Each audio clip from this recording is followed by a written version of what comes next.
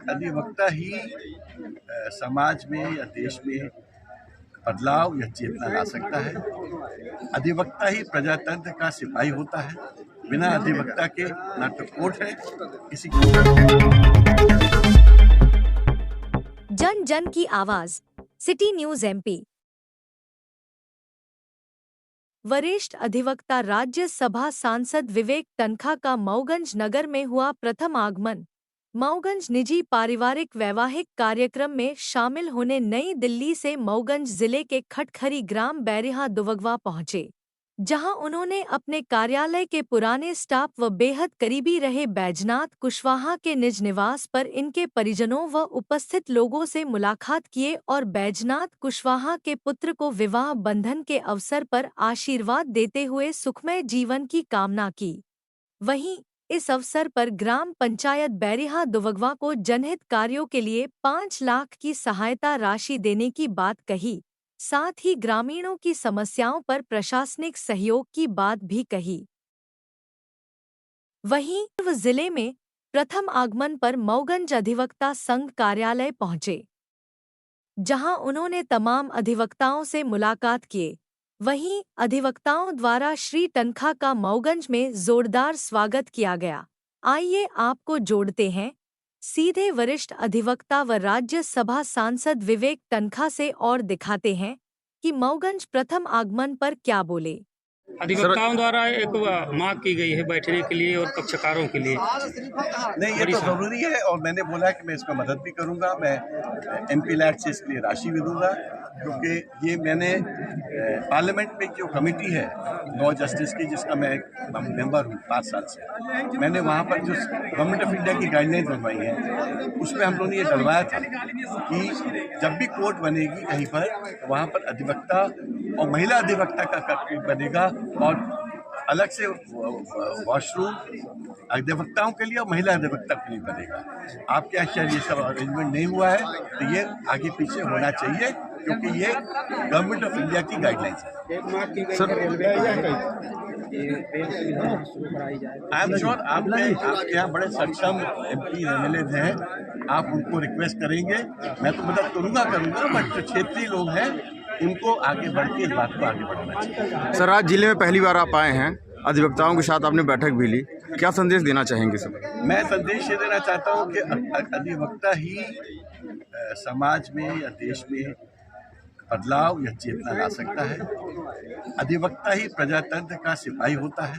बिना अधिवक्ता के ना तो कोर्ट है किसी काम की, ना कोई किसी ना देश या कॉन्स्टिट्यूशन को आप अच्छे से चला सकते हो। तो अधिवक्ताओं को प्रतिष्ठा देना, अधिवक्ताओं को सम्मान रखना हमारा दायित्व होता है और इस दायित्व को मैं पूरी तरह निभाता हूँ। मैं आप लोगों के माध्यम से समस्त मऊगंज अधिवक्ता संघ को बहुत बहुत धन्यवाद देता हूँ। एक दिन के टाइम शेड्यूल में उनको जैसे मैंने रिक्वेस्ट किया, कोर्ट में जाके बोला, जैसे मुझे पता चला कि वो मऊगंज आ रहे हैं, तो मैंने फिर उनसे टाइम शेड्यूल करके रीशेड्यूल कराया कि आप इसमें जो है तो मऊगंज अधिवक्ता संघ है वहाँ उनको जरूर टाइम दीजिए। पहले तो वो आनाकानी कर रहे थे कि हम टाइम काफी हमारा हैट्रिक है, उसके बावजूद भी हमने रिक्वेस्ट किया, जो कि उन्होंने एडमिट भी किया कि ये सारी चीजें थी रीशेड्यूल करने के लिए। पहला है। दूसरा, इसके साथ में मैं जो अधिवक्ताओं को लेकर के, क्योंकि मेरा भी घर है यहाँ पर, हम भी वकील हैं, हमारे सारे वकील भाइयों को, क्योंकि मैं बरसात में 1-2 बार आया हूँ, तो मैंने देखा है कि जिस वकील यहाँ लोकल लॉयर्स हमारे थे, उनके घर में जैसे वो ऑफिस में मैंने बैठा देखा पानी टपक रहा है चारों तरफ से, तो वो मेरे दिल की इच्छा थी। ये 2 साल पहले का मैं मैटर बता रहा हूँ। मेरे मन में था कि जब भी रिशेड्यूल प्रोग्राम कोई भी एमपीज आएगा, जैसे जो हमारे लॉयर से संबंधित होगा, तो पहले मैंने राजमणि पटेल जी थे उनसे भी बोला था, because he was also lawyer of their, तो मैंने उनसे भी बोला था, तो उन्होंने तो इधर आए नहीं, पर ये आए तो रिशेड्यूल में ये सारी चीजें हुई।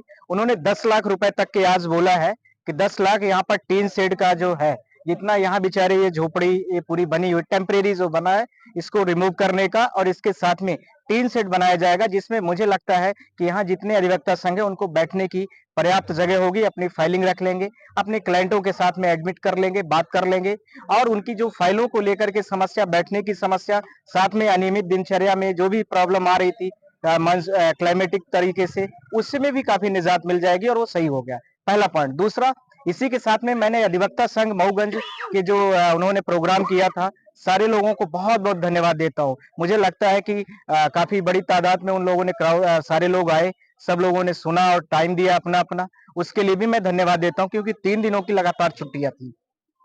इसके साथ में चौथी चीज मैंने मऊगंज को लेकर के एक चीज और एडिशनल बोला है, वो लॉयर से नहीं, एक आम नागरिक मऊगंज का मैं भी मतदाता हूँ, इसलिए कि मऊगंज में रेलवे नहीं है, जिसको 100 किलोमीटर हमारे लिए इलाहाबाद भी पड़ता है, लगभग 80-90 किलोमीटर के आसपास रीवा भी पड़ता है।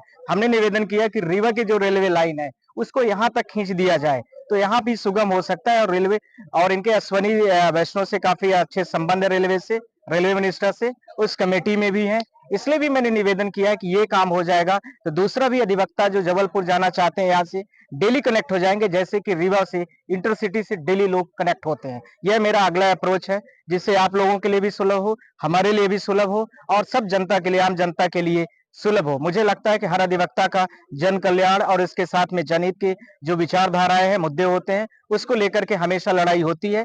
व्यक्तिगत लड़ाइयां एक अलग मैटर होता है, वो केस में होती है और कोर्ट में, पर यहाँ एकजुटता के आधार पर मऊगंज अधिवक्ता संघ ने जो एकजुटता दिखाई है, हम उसके लिए हमेशा आभारी हैं। और बहुत सारे यहाँ पर जितने बड़े सीनियर और जो हमारे बड़े अधिवक्ता, छोटे, सब लोगों को मैं बहुत बहुत धन्यवाद देता हूँ। बहुत बहुत शुक्रिया आप सबका।